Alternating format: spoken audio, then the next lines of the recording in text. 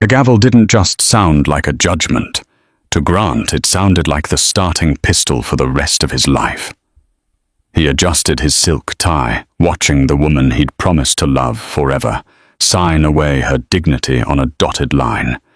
He thought he had committed the perfect robbery, keeping the penthouse, the offshore accounts, and his reputation, while leaving her with nothing but her maiden name. He smiled at the judge, smiled at his weeping wife, and walked out the victor. But Grant forgot one thing.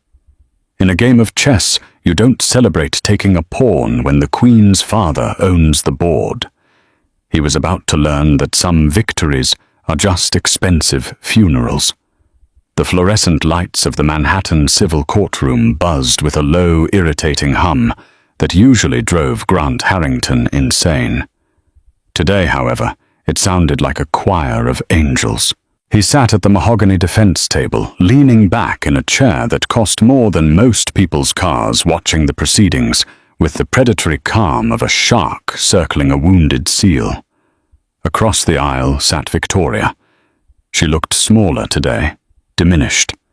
She wore a simple grey dress that looked like something bought off a rack in a department store basement, a far cry from the couture gowns he used to buy her when she was still useful for his public image. Her head was bowed, her blonde hair falling in a curtain around her face, hiding her expression. Grant's lawyer, a sharp-faced man named Benedict, who charged $600 an hour to destroy lives, nudged him under the table. "Stop smiling," Benedict whispered, though his own eyes danced with triumph. "Look somber. We're taking everything. The least you can do is pretend you're sad about it." Grant composed his face into a mask of regret, but internally he was popping champagne corks. The divorce had been messy, dragging on for 11 months. Victoria had initially fought for the house in the Hamptons and a share of his consultancy firm, Harrington Global. But Grant had been smart. He had moved assets into shell companies in the Caymans 3 years ago. He had buried his wealth so deep not even the IRS could find it, let alone a housewife who spent her days gardening and volunteering at animal shelters. "Mr. Harrington," Judge Reynolds said, looking over his spectacles, "you agree to the terms of the settlement, as revised, a lump sum payment of $25,000 to Ms. Victoria Pendleton and the dissolution of the marriage with prejudice. I do, Your Honor," Grant said, his voice smooth, practically dripping with false remorse. "It breaks my heart that it came to this, but I want Victoria to be able to move on." Victoria didn't look up. Her lawyer, a frantic, disheveled public defender type named Mr. O'Malley, patted her hand. She picked up the pen. Her hand trembled, or at least Grant thought it trembled. She signed the papers. Scratch, scratch, done. It was over. Grant felt a weight lift off his chest that he hadn't realized was there. He was free. He kept the apartment overlooking Central Park. He kept the Porsche. He kept Harrington Global. And best of all, he was free to finally be seen in public with Jessica, his assistant, who had been warming his bed for the last 2 years. As the court adjourned, Grant stood up, buttoning his Italian suit jacket. He felt generous. He walked over to the plaintiff's table. "Victoria," he said. She stood up slowly, gathering her purse. She finally looked at him. Her eyes were dry. There was no redness, no puffiness. That surprised him. He expected a mess. Instead, her blue eyes were clear, almost glassy, staring at him with an emotion he couldn't quite place. Was it shock? Resignation? "Grant," she said softly. "Look, I know 25 grand isn't a lot," he said, lowering his voice so only she could hear. "But if you ever need a reference for a job, maybe a receptionist role or something, let me know. I won't hold the past against you." It was the ultimate insult wrapped in fake kindness. He wanted to see her break. He wanted her to scream, so the bailiff would have to drag her out, proving to everyone that she was the crazy one. But she didn't scream. A small, strange smile ghosted across her lips. "That's very generous of you, Grant," she whispered. "But I think I'll be fine. My father is coming to pick me up." Grant scoffed. "Arthur? Is he even still alive? I haven't seen the old man in 5 years. What's he driving these days? Still that rusted pickup truck?" Victoria didn't answer. She just turned and walked away, her heels clicking rhythmically on the linoleum floor. Grant watched her go, feeling a surge of pity. She was going back to the trailer park, or the run-down farm in Ohio she came from. She was no longer his problem. He turned to Benedict. "Drinks on me. The most expensive scotch they have." "You're the boss." Benedict grinned. "You legally robbed her, Grant. It was a master class." They walked out of the courthouse and into the blinding afternoon sun of New York City, laughing like kings of the world. Grant checked his Rolex. 2:00 p.m. By 5:00 p.m. he'd be drunk. By 8:00 p.m. he'd be with Jessica. Life was perfect. The celebration took place at the Summit, an exclusive rooftop bar in Midtown, where a single cocktail cost more than Victoria's settlement check. Grant sat in a plush leather booth, the city skyline sprawling beneath him like a conquered kingdom. Jessica was next to him, her hand resting possessively on his thigh. She was younger than Victoria, louder and hungrier for money. Exactly Grant's type. "So it's really done?" Jessica asked, sipping a martini. "She's gone. Erased." Grant laughed, clinking his glass against hers. "She signed the papers. It's ironclad. I keep the firm, the accounts, the house. She gets bus fare back to Ohio." "You're so bad," Jessica giggled. "But what about her dad? You said he was weird." Grant waved a dismissive hand. "Arthur Pendleton. He's a ghost. When we got him married, he showed up in a suit that looked like it was from 1970. Didn't say a word. Victoria said he was a consultant for some logistics company, which is code for truck driver. The guy is a nobody. I did a background check on him years ago. Nothing came up. No assets, no credit history. He's practically invisible. Victoria is going back to nothing." He took a long sip of the 30-year-old scotch. It burned pleasantly. "I need to make a quick call to the office," Grant said, standing up. "Make sure the transfer for the new acquisition went through. I want to buy you that bracelet we saw at Tiffany's to celebrate." Jessica squealed with delight. Grant walked to the quieter terrace, pulling out his phone. He dialed his CFO, Lewis. "Lewis, update on the merger," Grant barked. There was silence on the other end. Then a hesitant voice. "Grant, where are you?" "I'm celebrating. Where do you think I am?" "Did we close the deal with Omnicorp?" "Grant, you need to come to the office," Lewis said, his voice trembling. "Now!" "I'm not coming in today. I just won my divorce. Handle it." "I can't handle it," Lewis shouted, cracking his professional veneer. "Security is here. They're escorting us out." Grant frowned, the alcohol buzzing in his head, suddenly turning cold. "What are you talking about? Who is escorting you out? I own the building." "No," Lewis said. "You don't. We just got a notice. The lease was terminated effective immediately. And Grant, the accounts." "What about the accounts?" Grant gripped the railing of the balcony, his knuckles turning white. "They're frozen, all of them. Even the ones in the Caymans. I don't know how, but someone flagged them for international fraud review." "That's impossible," Grant hissed. "Those accounts are ghosted. No one knows they exist." "Someone knows," Lewis whispered. "Grant, the police are here looking for you. They have a warrant for corporate embezzlement." Grant hung up the phone. The city noise below seemed to roar up at him. Embezzlement. He was careful. He was meticulous. He covered his tracks with layers of shell companies. He turned back to the table. Jessica was looking at her phone, frowning. "Grant?" she said, looking up.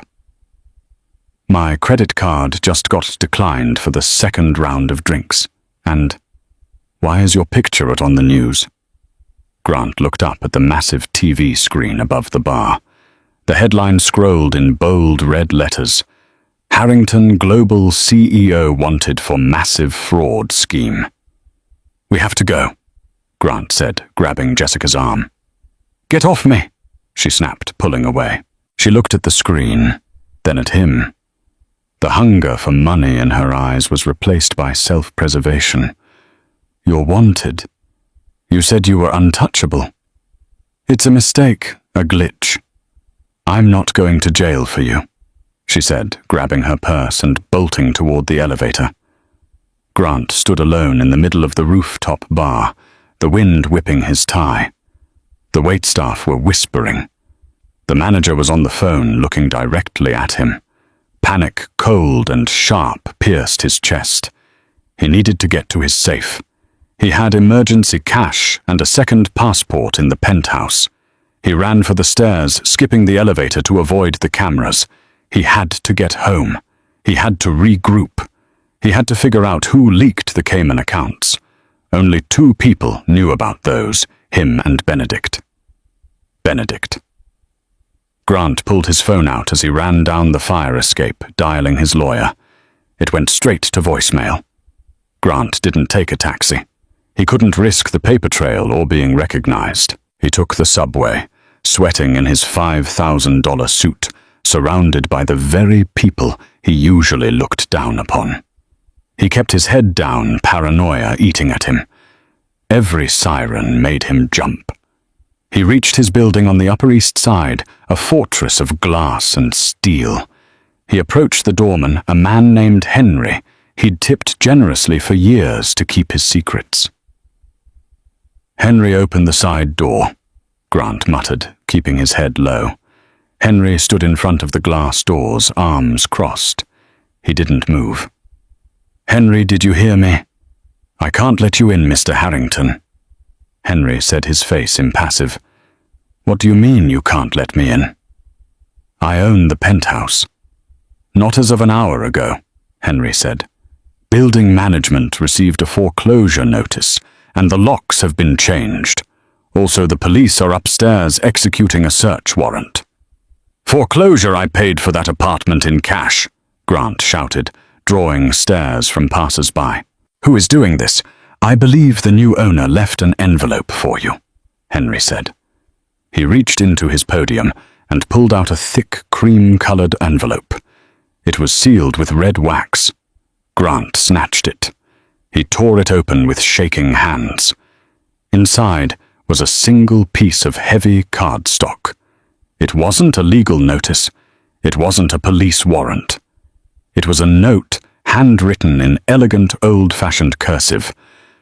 "Every king needs a castle, Grant. But you forgot that the land the castle sits on must be rented. And the rent is due." There was no signature. But at the bottom there was a symbol embossed in the paper. A small, stylized crest of a hawk holding a key. Grant stared at it. He had seen that crest before. Wahoo! He flashed back to his wedding day 5 years ago. Victoria's father, Arthur, standing in the back of the church. He had given them a gift, a small antique box that Grant had tossed into storage without opening. That box had the same crest. "Arthur," Grant whispered. "No, that's impossible. He's a nobody." But his accounts were frozen. His office was raided. His home was seized. And it all happened within 2 hours of Victoria signing the divorce papers. This wasn't a coincidence. This was a hit. Grant's phone buzzed. It was an unknown number. He answered it. Who is this? Hello, Grant? The voice was deep, gravelly, and terrifyingly calm. It sounded like tectonic plates shifting. Who are you? Grant demanded, his voice cracking. You dismissed me as a truck driver, the voice said. You mocked my suit. You treated my daughter like an accessory. Arthur, Grant gasped. Arthur, listen to me. This is a misunderstanding. I treated Victoria with respect. We just grew apart.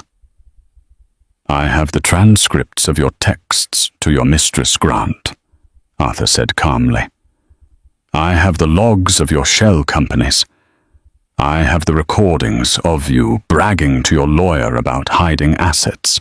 I have been watching you for 5 years, waiting for you to make a mistake. You can't do this. Who are you? You'll find out soon enough. Check your pocket. What? Check your jacket pocket. Grant reached into his suit pocket. His fingers brushed against something cold and metal. He pulled it out. It was a key. A simple rusted car key. What is this? That is for the 2004 Honda Civic parked on the corner, Arthur said. It's in your name now. It's the only asset you have left that isn't frozen. I suggest you get in and drive. The police are 2 minutes away. Arthur, please, I can fix this. We can make a deal. The deal was signed in court today. Grant, you wanted a clean break. You got it. You are now a man with nothing. Run. The line went dead. Grant looked up. Down the street, the flashing lights of police cruisers were turning the corner silent, but approaching fast. He looked at the rusted Honda Civic parked by the fire hydrant. It was a piece of junk. It was humiliating, but it was his only way out. Grant Harrington, the master of the universe, scrambled into the dented car, the engine sputtering to life as he peeled away from the curb, tears of rage and terror streaming down his face. He wasn't running to freedom. He was running into a maze, and he had just realized the mousetrap was designed by a giant. The Honda Civic smelled of stale cigarettes and pine air freshener, a scent Grant associated with the Uber drivers he rarely deigned to speak to. Now it was his cockpit. He had been driving for 3 hours, heading north toward the Connecticut border, fueled by adrenaline and a terror so pure it felt like ice water in his veins. His phone had died an hour ago. He had tossed it out the window somewhere near Yonkers, realizing that if Arthur Pendleton could freeze a Cayman account in 10 minutes, he could certainly triangulate a GPS signal. Grant was now a ghost. But a ghost needed gas. The orange fuel light on the dashboard flickered on, mocking him. He pulled into a dilapidated service station off the highway. It was the kind of place with flickering neon signs and bars on the windows. Grant patted his pockets. He had his wallet, but the cards were useless. He opened the billfold. He had $300 in cash. That was it. $300 to survive the rest of his life. He pumped $20 of gas, his hands shaking so badly he spilled fuel on his Italian leather shoes. My shoes cost more than this entire gas station, he thought bitterly. And now they smell like 87 octane. He went inside to pay. The clerk, a heavy-set man with grease under his fingernails, eyed Grant's suit. Rough night, Wall Street, the clerk grunted. Just take the money. Grant snapped, sliding a crisp $100 bill across the counter.